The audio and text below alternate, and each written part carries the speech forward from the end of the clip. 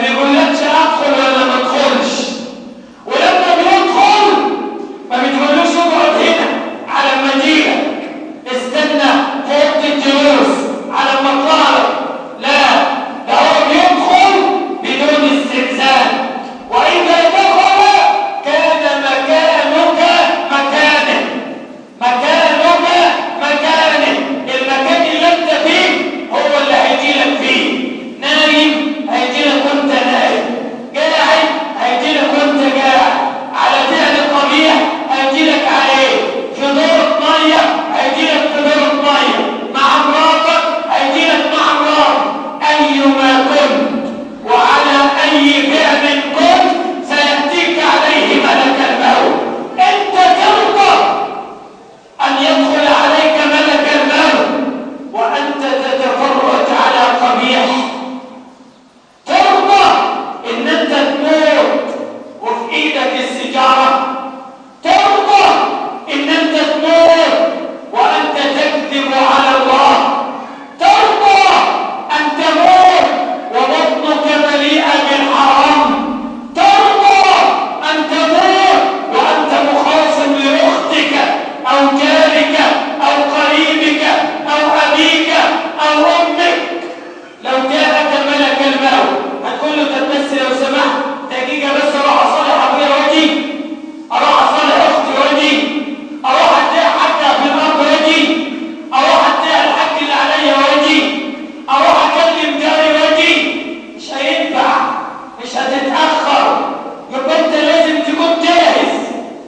احد الملوك ملك عظيم كبير معه مال منصب جنود خدم حشم معه كل شيء، ركب فرسه وحوله جنوده ومعه امواله ويسير في مركبه، وفجاه اذا برجل ثقيل رد الثياب يمسك بلجام فرسه. من انت؟ وكيف وصلت هنا؟ وكيف تخطيت الجنوب كلهم؟ ومن الذي اتى بك هنا؟ وماذا تريد؟ قال اريد ان اقول لك كلمه. قال قل ما تشاء. قال اريد ان اقولها لك في اذنك. من تكون انت لينزل لك الملك، لينزل عن فرسه ويقف امامك؟ قل ما تشاء. تريد ماذا؟ تريد حل مشكله؟ تريد ان تصل لشيء؟ تريد ان تصلح احدا؟ تريد منصبه؟ قل وسيفعل لك ما تشاء وهو في مكانه. لا، انما اريد ان اقول لك كلمه واحده ولا بد ان اقولها في اذنك. الملك قال لما اخلص نفسي انا عاوز اخلص، مش فاضي. نزل وقف امامه. من انت؟ قال له اما تعرفني؟ انت تكون مين؟ تكون مين يعني؟ انت ملك فلان، انت الامير فلان، انت الفلاح الفلاني، انت التاجر الفلاني، انت مين يعني؟ اما تعرفني؟ قال لا. قال انا ملك الموت. تصور ماذا يقول له؟ اي جواب يرد عليه؟ يرد عليه يقول له ايه؟ لو قال له انا ملك امريكا هيعرف يرد عليه. لو قال له انا ملك مصر هيعرف يرد عليه. لو قال له انا الوزير هيعرف يرد عليه. لكن انا ملك الموت يجيب له جواب منين ده؟ يقول له ايه؟ يعمل ايه؟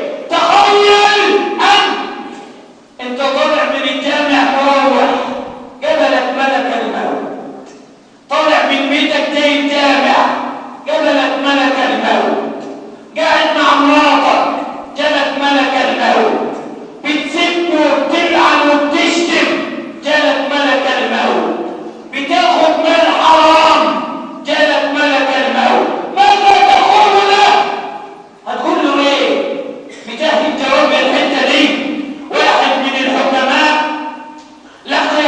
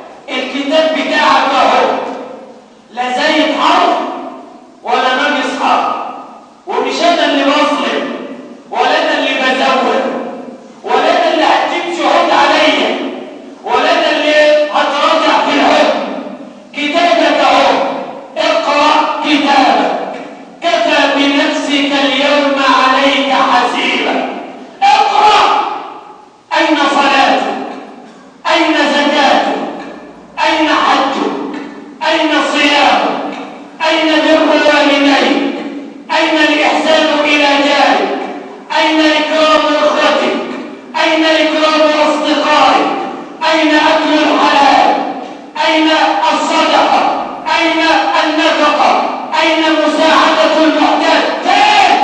طلع لي من الكتاب، طلع. الكتاب مش ملان، كله تقلب صفحة تلاقي سب، شد، لعن، غيبة، نميمة، هتك أعراض، كل الصفحات كده. مفيش حاجة ترضي الله، مفيش حاجة ترضي رسول الله. هذا كتابك، أعد للسؤال جوابا. ده الحسن البصري بيقول ايه؟ ما من كلمة واحدة إلا ويقف العبد بها أمام ربه فيسأل عنها 5 مرات. كلمة واحدة تسأل عنها 5 مرات. السؤال الأول: ما هي الكلمة دي؟ ايه؟ تقوم انت تقول الكلمة. السؤال الثاني: ماذا قصدت بها؟ انت تقصد بها ايه؟ السؤال الثالث: لما قلتها؟ السؤال الرابع: ما هدفك من ورائها؟ السؤال الخامس: لماذا لم تجعل مكانها ذكرا وتسبيحا؟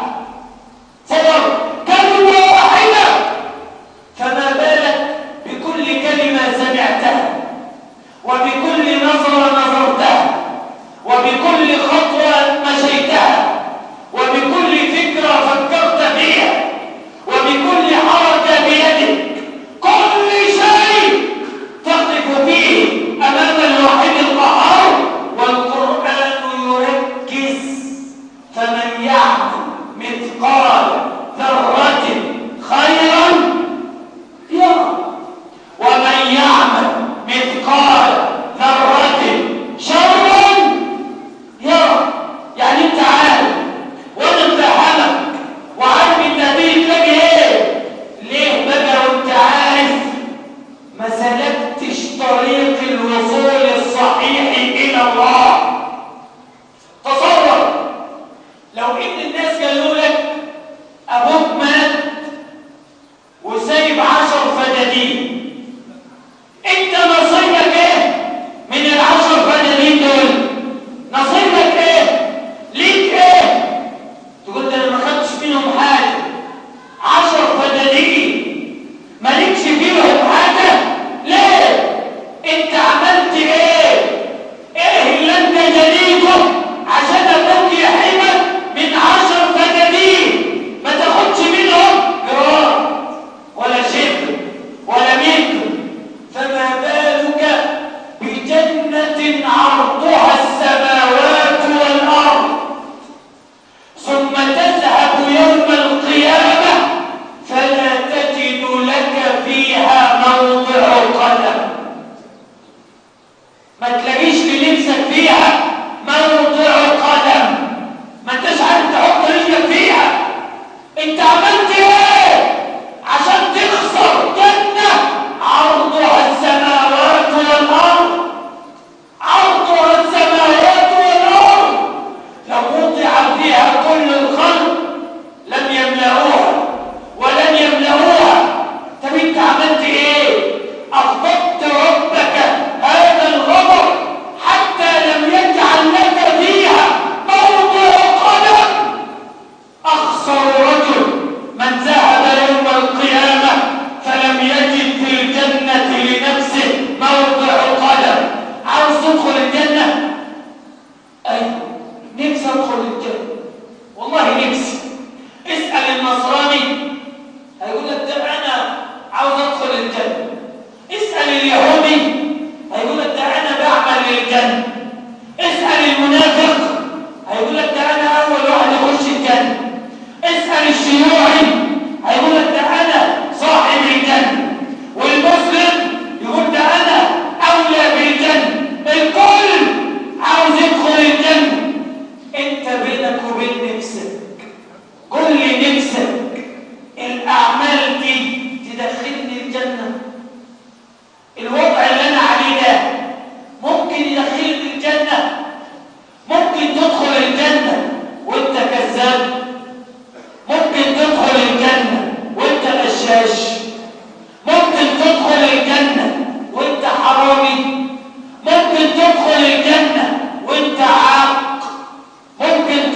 الجنة وانت مرابي، ممكن تدخل الجنة وبطنك ولحمك وعظمتك كبرت من الحرام. ايه اللي يدخلك الجنة؟ ما هي مؤهلاتك لتدخل الجنة؟ ما هي مؤهلاتك؟ تصور معي ما هي المؤهلات التي تدخلك الجنة. ولا انت ربنا كان وعدك وقال لك انت ممكن تدخل الجنة من غير عمل؟ هات لي كده وعد ربنا قال لحد ان انت العب والعب والعصر واعمل اللي انت عاوزه وما تخافش هتدخل الجنة. في حد ربنا قال له كده؟ الرسول قال لحد كده؟ عندنا وعد كده؟ يعني انت تدخل الجنة بالعمل بما قدمت. ماذا قدمت؟ ماذا معك لتدخل به الجنة؟ لماذا كل حجر في الطريق إلى الله يعطلك عن الجنة؟ هات لي حاجة في الدنيا تستاهل إن أنا أبيع الجنة بها. إيه اللي في الدنيا يتباع به الجنة؟ ده أنت بتبيع كل الناس عشان منصب، بتبيع كل الناس عشان 1000 جنيه، بتبيع دينك كله عشان 10 جنيه، بتبيع مراتك عشان العزال والمؤخر والنفقة، بتبيع كل حد، مفيش حد عزيز عليك عشان جزء من أجزاء الدنيا لا يساوي شيء. طيب ايه المقابل اللي يخليني أبيع الجنة عشان خاطره؟ الدنيا تساوي الجنة؟ مراتي أحسن من الجنة؟ ابني أحسن من الجنة؟ مالي أحسن من الجنة؟ منصبي أحسن من الجنة؟ اوزن، حط الجنة في كفة وحط أغلى حاجة عندك في كفة.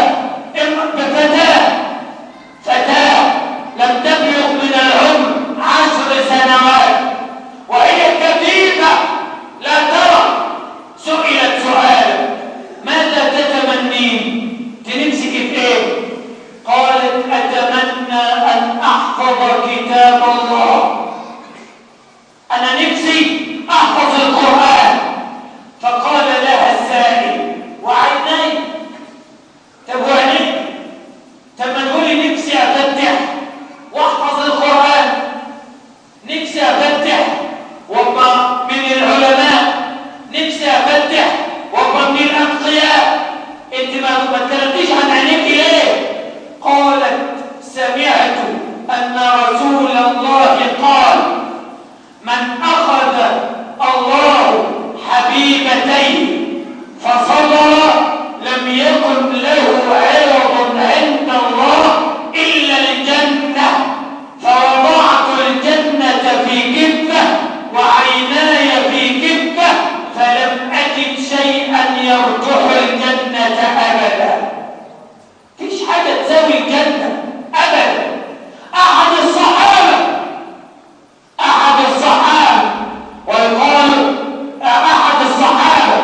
ويقال عمرو بن حرام أو عبد الله بن حرام، يقال إن هو لما جاء يطلع غزوة أحد، ابن جابر قال له: خليك أنت أنت تخليك مع أخواتي البنات وأنا أطلع. وده يقول له: لا خليك أنت وأنا أطلع. ده يقول له: خليك، وده يقول له: خليك، أنا اللي هطلع، لا أنا اللي هطلع. في الآخر عبد الله بن حرام قال لابنه إيه؟ والله يا بني لو كان شيئا غير الجنة لآثرتك به. لو كانت حاجة تانية غير الجنة كنت اديتها لك، فلوس اديها لك، أرض اديها لك، بيت اديه لك، منصب انت أولى بيه، اللقمة حطها في حنكي وانت عاوزها خدها، أي حاجة خدها. لكن لما نيجي عند الجنة لا لا لا لا لا لا، محدش ياخدها قبلي أبدا. فيش أعلى من الجنة قياسة ولا ميزانة. انت ترضى تضيع الجنة بالدنيا؟ ايه؟ ده الرسول لما اتكلم عن الدنيا قال ايه؟ الدنيا لا تساوي عند الله جناح بعوضة. انا بقول لك انت بقى في حاجه اتقل من جناح البعوضة؟ لو جبت جناح بعوضة وحطيته في كفه الميزان، في حاجه اتقل او في حاجه اخف او بعد جناح البعوضة؟ لا، الرسول قال هي لا تساوي، مش تساوي. لو كانت تساوي جناح بعوضة يبقى هي ليها قيمة، اهي ليها وزن، اهي ليها حجم، اهي ليها مكان. لكن ده قال لا تساوي، لا تساوي. طب تساوي ايه بقى؟ فما تساويش حاجة، وما لهاش قيمة، وما لهاش وجود. في حديث آخر قال ما الدنيا في الجنة، يعني لو جبنا الدنيا بالذهب اللي فيها، بالبترول اللي فيها، بالفلوس اللي فيها، بالمناصب اللي فيها، بالأنهار، بالبحار، بالزرع، بالجبال، بالزينة، بالجمال، لو خدت الدنيا كلها كده وحطيتها في الجنة، الرسول بيقول ايه؟ ما الدنيا في الجنة إلا كموضع عنز في بيت أحدكم. انت عارف موضع العنز ده ايه؟ احنا كلنا فلاحين، يعني زي مربط البهايم في البيت عندي. صور اللي بنسميها الزريبة. الزريبة ليها مكان في بيتك، تقدر انت تعمل اوضه للعيال واوضه ليك واوضه للطيور واوضه للبهايم؟ فاعش. ده الزريبه دي جباره، الزريبه دي في الاخر، الزريبه دي في المكان الميت. صور بيقول لك الدنيا لو حطيتها في الجنه كموضع عنز في بيت احدكم، بل ثبت ان الدنيا نفسها تاتي يوم القيامه فتقول يا رب اجعلني نصيبا لأقل عبادك اليوم نصيبا. اجعلني نصيب لأي حد.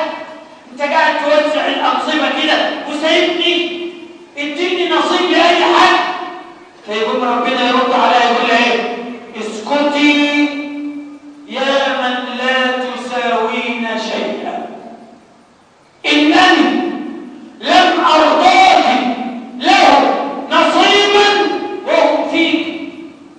ده انا ما رضيتش ان انت تبقي نصيب لهم وهم فيك، افارضاك لهم نصيبا يوم لقائي؟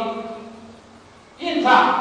ده هم فيك قلت لهم خلي بالكم من الدنيا، اوعوا تغدروا بالدنيا، اوعوا تملكوا الدنيا، اوعوا تحبوا الدنيا. اجي لما تيجي عندي اقول لواحد خد الدنيا ايه؟ ينفع؟ انت ما تنتهيش نصيب. فهل الدنيا كلها تساوي أن تبيع الجنة بها؟ ابن الجوزي بيقول ايه؟ إن الدنيا جيفة، جيفة. ومعروف عند الحيوانات أن الأسد لا يقع على جيفة، إنما يقع على الجيفة الكلب. اللي بيروح على الجيفة ايه؟ الكلب. لكن الاسد ما يروحش على جيفة ابدا. انت ما انتش عارف تكون اسد، رضيت ان انت تكون كلب وما رضيتش ان انت تبقى اسد. ما انتش عارف تعلو بقيمتك عن هذه الدنيا. ابن الجوزي بيقول ايه؟ الدنيا لا تساوي نقل اقدامك اليه، نقل الأقدام إليها لا تساوي، فكيف بك تجري خلفها؟ قل انت بتجري وراها ايه؟ سيدنا علي سألوه عن الدنيا ماذا تقول في هذه الدنيا؟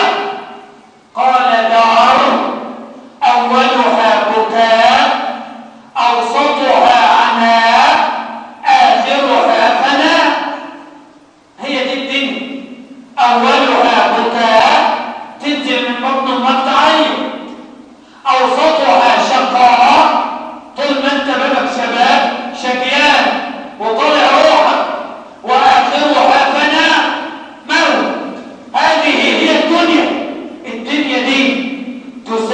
الجنة تساوي الجنة اللي ربنا وصفها لك في القرآن. ماذا يساوي الجنة؟ ينفع إن أنت ماشي كده رايح للجنة يعطلك عنها حاجة؟ ابن الجوزي بيقول إيه؟ إن الطريق المؤدي إلى الجنة طريق مليء بالأحجار. ما هوش طريق مثبت، ده طريق كله حفر وأحجار. قال ومهمتك، مهمتك بقى وانت رايح للجنة ايه؟ أن تجمع هذه الأحجار فتبني منها سلما تصعد عليه إلى الواحد القهار. صور بقى، هي دي المهمة، ان انت تجمع الحجر دي تريح الحجر دي تريح الحجر دي، تقوم تعمل سلم وتصعد على هذا السلم، تصعد عليه تصل الى الله. الاحجار دي ايه؟ ابنك حجر، مالك حجر، جارك حجر، مراتك حجر، ارضك حجر، منصبك حجر، نفسك حجر، الدنيا كلها حجر. انت مهمتك بقى ان انت تستفيد من ورا مراتك ومن ورا ابنك ومن ورا جارك ومن ورا صاحبك ومن ورا ابوك ومن ورا امك ومن ورا اخواتك ومن ورا الدنيا، عشان تعمل سلم تصعد عليه الى الواحد القهار. فاذا لا يجوز لك أن تتعطل عن الدنيا. النهارده أصبح الشيء المعتاد إن أنت كل يوم تقوم من النوم تلاقي خبر شر. كل يوم تقوم من الدنيا، تقوم من النوم كده، سمعت إيه؟ فلان سال دم، فلان ضرب فلان، فلان قتل فلان، فلان شتم فلان، فلان سرق فلان، فلان راح السجن، عيلة فلان كانت ماسكة في عيلة فلان، عيلة فلان كانت بتسب في عيلة فلان. كل يوم تحس ان الشر يزداد، ان الخبث يزداد، ان الفتنة تزداد. كل يوم تصك آذانك هذه الأخبار لغاية ما أصبحت عادة. فلان انضرب عادة، فلان سال دمه، ايه المشكلة؟ فلان اتزوج، وكل يوم سر. عيلة فلان بتسب وتشتم، وكل يوم شتيم.